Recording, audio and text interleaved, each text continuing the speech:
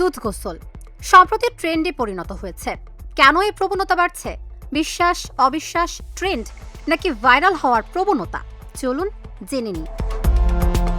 আওয়ামী লীগ থেকে পদত্যাগ করে দুধ গোসল, স্ত্রীকে তালাক দিয়ে দুধ গোসল, প্রেমিকার সাথে ব্রেকআপ করে দুধ দিয়ে গোসল।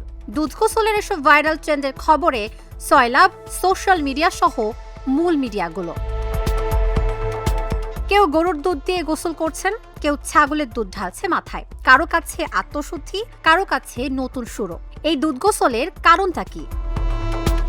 দুধকে আমরা চিনি পবিত্রতার প্রতীক হিসেবে। পূজা, মানত, অভিষেক সবখানেই দুধের ব্যবহার হয়। এই বিশ্বাস থেকে জন্ম নিয়েছে দুধ গোসলের ধারণা। কিন্তু সময় বদলেছে। সোশ্যাল মিডিয়ায় যা আলাদা, অদ্ভুত, যা চোখ আটকে দেয়, সেটাই ভাইরাল হয়। আর সেক্ষেত্রে দুধ গোসল ভাইরাল হওয়ার পারফেক্ট কন্টেন্ট। একটা ভিডিও ভাইরাল, তারপর শুরু হয় নকলের প্রতিযোগিতা।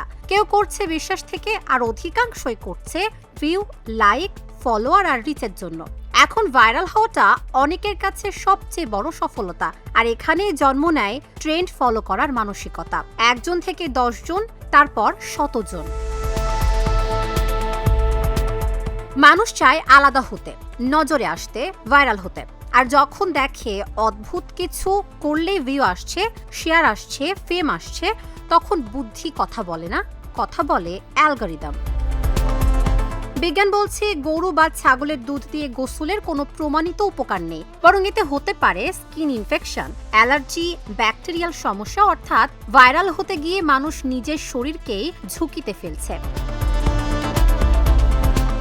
প্রশ্ন থেকে যায়, আমরা কি মানুষ নাকি ট্রেন্ডের রোবট? সব ট্রেন্ড কিন্তু অনুসরণ করার মতো না।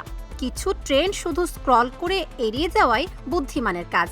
কারণ ভাইরাল হওয়া বড় কথা না, সচেতন থাকাই আসল সাফল্য।